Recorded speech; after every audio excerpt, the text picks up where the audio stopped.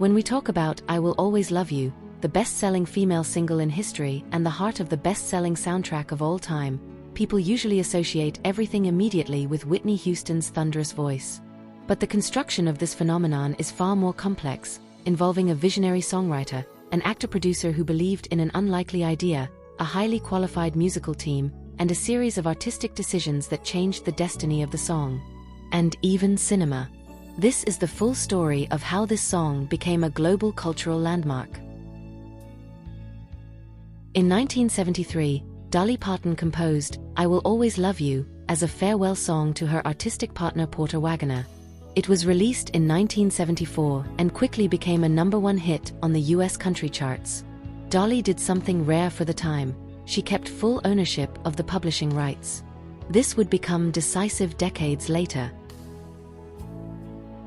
Soon after the release, Elvis Presley requested to record the song. However, Elvis's manager demanded half of the publishing rights for the recording to happen. Dolly refused.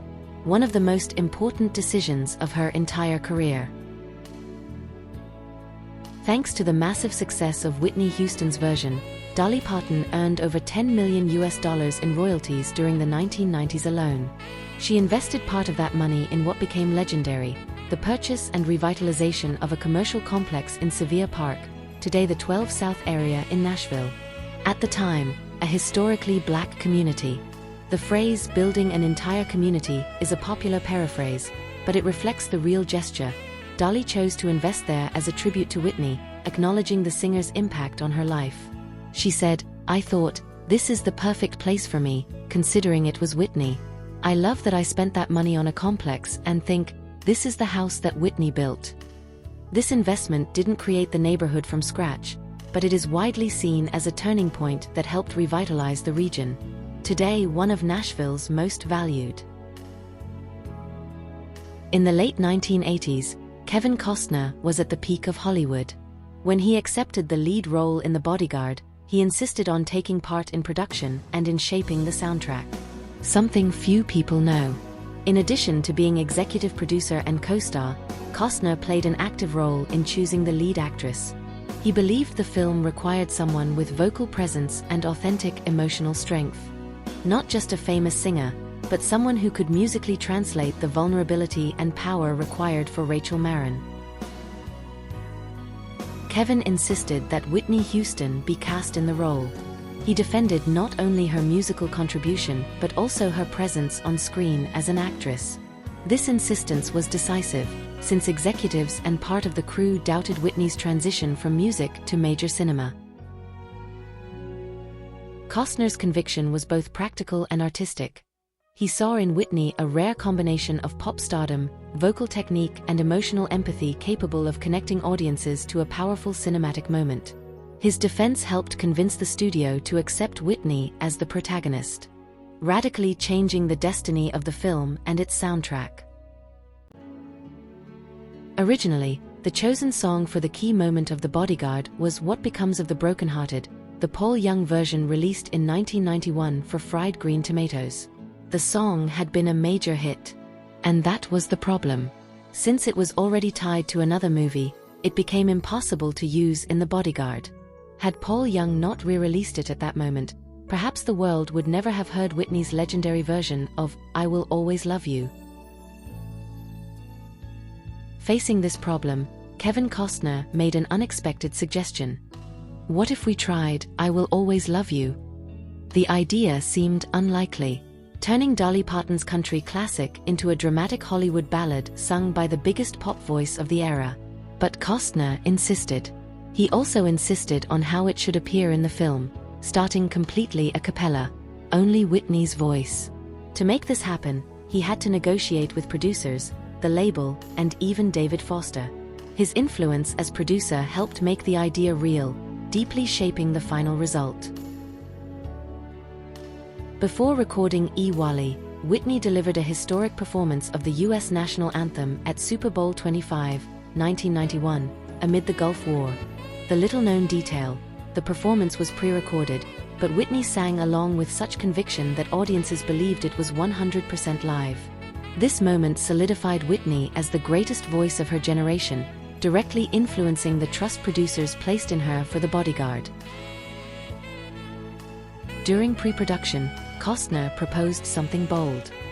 The beginning must be completely a cappella. Even David Foster hesitated, but Whitney recorded.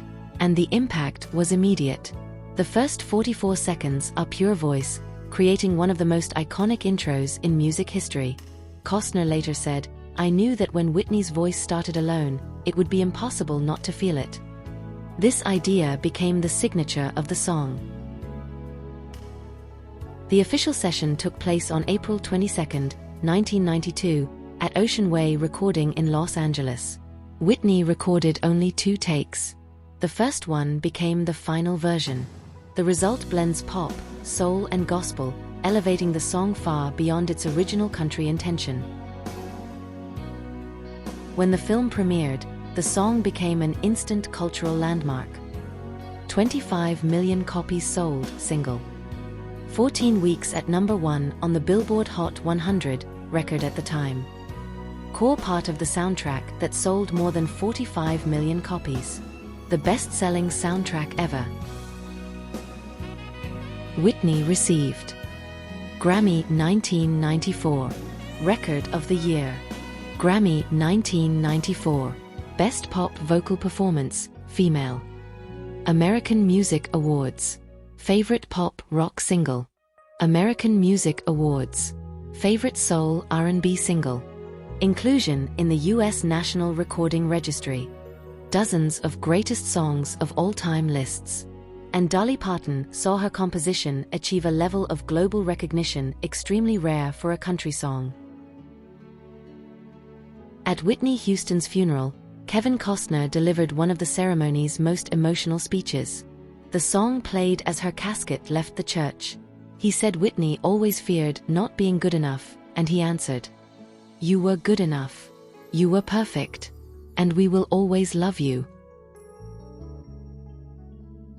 Dolly said Whitney's version made it far more than I ever imagined. Whitney originally recorded the song with her live band, Ricky Minor, Kirk Whalum and Ricky Lawson. The final take was the first. The a cappella moment in the film was decisive, insisted upon by Costner.